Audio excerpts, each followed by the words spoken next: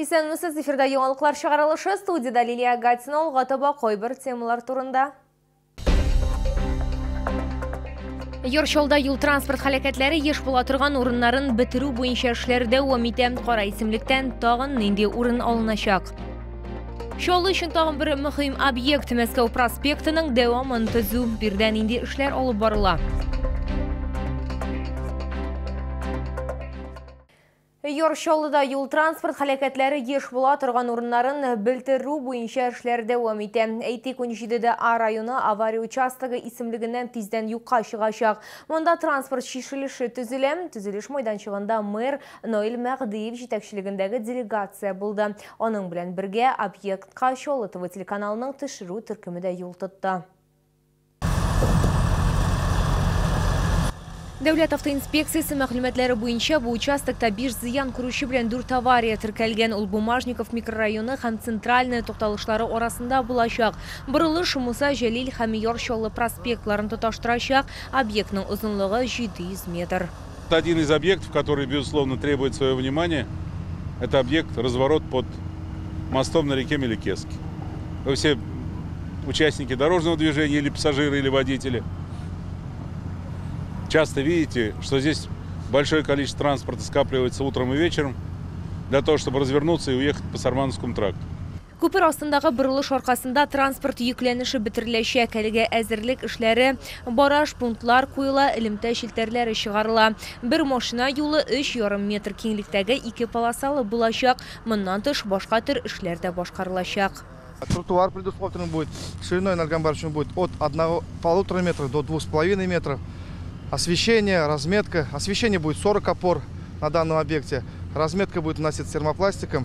Шулай ук яңгыр канализациясы төзелеше дә күздә тотыла. Озынлыгы 1 километрдан артык булачак. Моннан тыш локаль чистарту корылмалары да барлыкка киләчәк. Мәләкәс елгасы аша күпер астында әйләнеп узучы юл төзелеше агымдагы елның көзендә старт алды. Лилия Гатина, Эльмира Гайнетдинова, Ленар Султанов, яңалыклар. Шулай өчен тагын бер мөһим объект Мәскәү проспектының дәвамын төзү. Әлегә әзерлек эшләре генә алып барыла. Булачак трасса территориясын чистарту эшләре бара. Проект 2 этапка бүленгән. Тулырак алдагы материалда. Әзерлек эшләре притяжение микрорайоны янәшәсендә Орловка кырында алып барыла. Раскрываем этим объектом микрорайон Орловское поле, так называемые притяжения. Решаем полувековую мечту жителей города Набережные Челны. Мәскәү проспектының дәвамын төзүнең беренче этабында 96 метр озынлыктагы күпер төзеләчәк һәм 2 тротуар төзекләндереләчәк. Шулай ук проект буенча яңгыр канализациясе һәм локаль чистарту корылмалары төзү каралган. Контракт буенча барлык эшләрне 2023 елның май ахырына кадәр тәмамларга кирәк. Тик әлегә булачак трасса территориясын чистарту эшләре бара. На данный момент подготовительная работа проводится. Это процентов 70 уже завершено.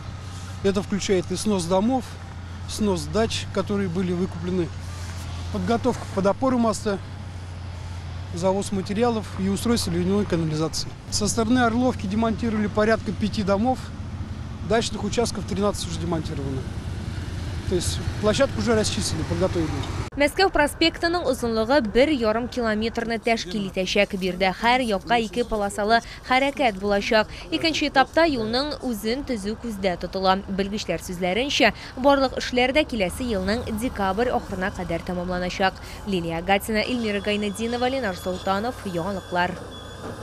Әгәр сезнең бер торган проблемагыз яисә шатлыклы хәбәрегез булса, безнең редакциянең кайнар элемтә телефонына шалтыратыгыз 51-31-31 номеры тәүлек буена эшли. Кызыксынган яки борчыган сорауларыгызны WhatsApp хезмәтенә дә юллый аласыз. Фотосурәтләрегезне һәм видеоларыгызны 8-939-311-31-31 телефоны буенча көтеп калабыз.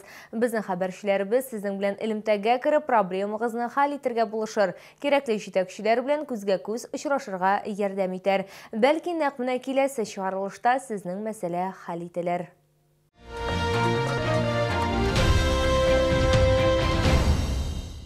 Ул ватанны якларга әзер, ләкин алгы линияга эләгә алмый, анда яшы буенча узмый. Шулай да Илдар Гайсинга Донбасска бару насыйп була. Ир үзе Нива машинасында юлга чыга. Өлкән яшьтәге һәм ялгыз кешеләргә җимерелгән йортларны торгызырга ярдәм итү өчен ул 3 көн эчендә Донецк өлкәсенең Волноваха шәһәренә барып җитә. Тулырак хәбәрчебез материалында.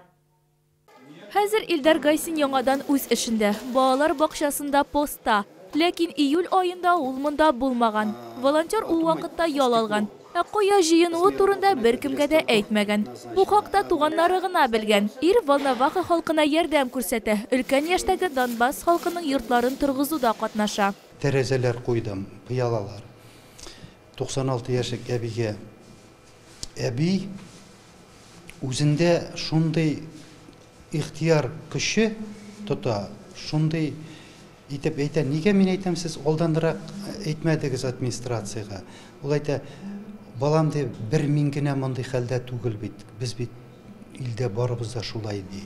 Ярдәмгә мохтаҗ өлкәннәрнең адресларын Волноваха администрациясендә бирәләр. Илдар Гайсин сүзләренчә 20 көн эчендә ул 2 дистә йортны ремонтларга өлгергән. Авырлыкларга карамастан, аны һәрбер йортта ачык йөз белән каршы алганнар. Ишекләрен көйләдем, җимерелгән замокларын, тәрәзәләрен полиэтилен белән тарттырдым.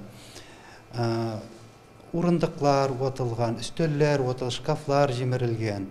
Менә шуларны мин эшләдем. Илдар Гайсинга күрсәткән ярдәме өчен Волноваха халкы акча бирергә теләгән. Әмма ул барысында бушлай үз эш кораллары белән башкарган. Әлеге эш кирәк-яраклары инде яраксыз хәлгә килгән. Шуңа күрә Ярчаллы хакимиятеннән бүләк вакытлы булып чыкты. Бигрәк тә ул балтасына шатланды. Бу хакта Илдар Гайсин автокалам мәре Наил Мәхдиевка сөйләде. Гомумән алганда аларның сөйләшер сүзләре күп иде. У него 9-летний Нива, у меня 8-летний Нива, автомобильный. Вот сейчас мы обменимся мнениями. Никакой иностранный джип рядом не стоял. Илдар Гайсин киләсе елга да үз автомобилендә оста кулы таләп ителгән шәһәрләргә баруына өметләнә. Хәзер инде аның яңа эш кораллары да бар. Айзилә Шәймөхәммәтова, Эльмира Гайнетдинова, Ленар Султанов, яңалыклар. Бу сезгә җиткерәсе соңгы мәгълүматыбыз иде. Мин Лилия Гатин сезнең белән сау булашам. Игътибарыгыз өчен зур рәхмәт.